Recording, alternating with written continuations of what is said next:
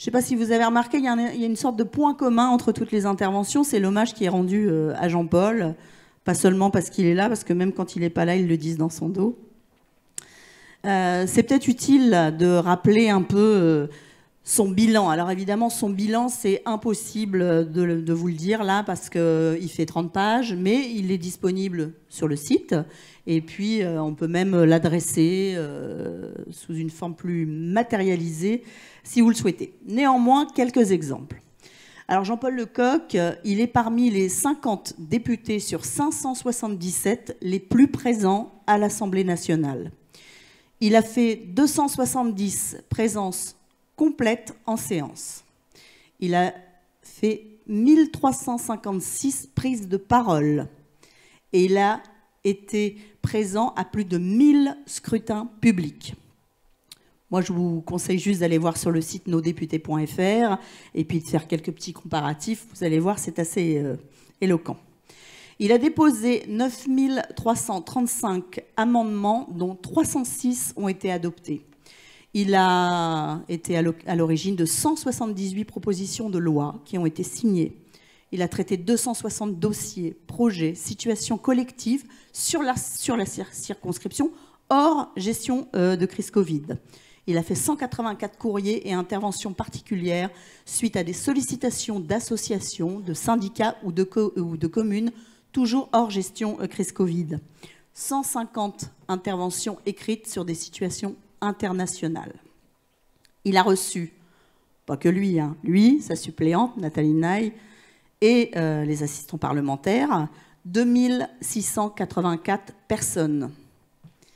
Il a fait 684 interventions sur des situations personnelles et individuelles liées majoritairement à des litiges avec les administrations et pour des problèmes de logement.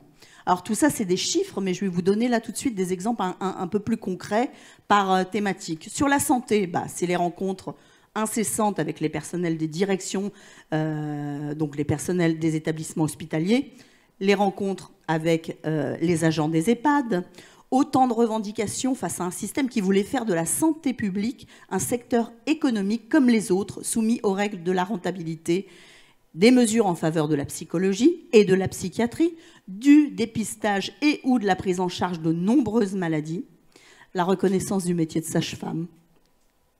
J'ai été étonnée de voir ça, mais oui. La contribution au maintien au Havre des consultations de génétique médicale et des consultations de gériatrie. Quelques exemples sur les questions liées à l'environnement et aux risques majeurs. Il a fait d'incessantes propositions sur la nécessaire transition écologique. La transition écologique, c'est quelque chose dont on entend parler tout le temps, mais maintenant, il faut faire des choses concrètes.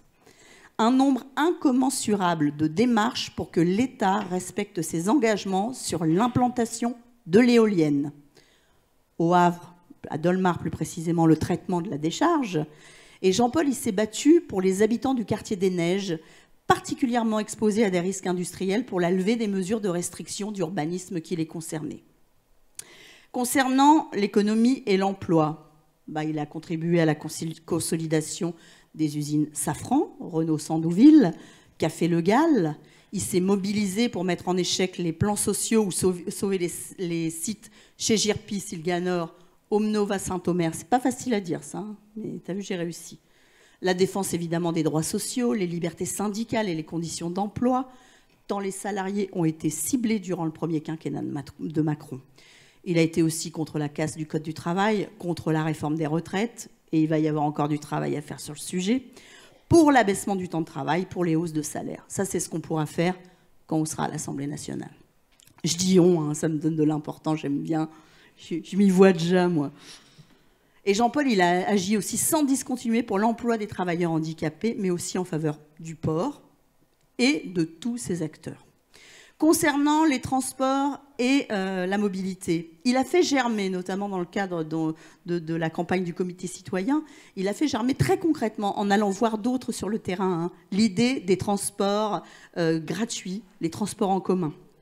Dans le domaine du ferroviaire, en dépit des logiques de privatisation, il a contribué à faire avancer la planification des travaux de modernisation de la ligne Le Havre-Paris. Il a permis aussi de faire débloquer les travaux nécessaires pour l'amélioration de la ligne fret depuis le port du Havre. Et dans le domaine routier, Cédric, si tu nous regardes, mobilisation à poursuivre pour obtenir notamment la gratuité des ponts de Normandie et de Tancarville, l'Arlésienne. On y croit, hein, on lâche rien, comme tu dis. Hein. Enfin, tu t'es mobilisé sur le maintien de l'aéroport d'Octeville. Le sujet avance, mais on n'y est pas encore non plus. Hein. Enfin, pour l'éducation, la formation, la recherche, il y a d'autres points cruciaux du bilan du député Lecoq. Des résultats concrets au Havre pour l'enseignement au collège des Acacias, Jean Moulin, Romain Roland, au lycée Schumann-Perret. Plusieurs classes sauvées dans les écoles maternelles et les écoles élémentaires. De beaux projets concrétisés comme la classe Sophia à l'école Turgoville ou la classe des cadets, la sécurité civile au collège Courbet. Il a contribué également, même si le compte n'y est toujours pas, aux conditions d'accueil, d'enseignement et d'accompagnement des élèves en situation de handicap. En matière d'enseignement supérieur, il a permis de faire avorter le projet de fusion des 3 universités normandes et de maintenir au Havre le master des métiers de l'enseignement. Je pourrais vous dire, je vois que j'ai encore tellement de pages. T'es modeste. Bon, en tous les cas, moi je vous demande d'applaudir Jean-Paul Lecoq parce qu'il est là pour nous tout le temps. Et avant d'accueillir Nathalie Naille, qui va venir le présenter plus amplement, on pourrait peut-être être un peu plus virulent dans les applaudissements. Quand même. Nathalie ?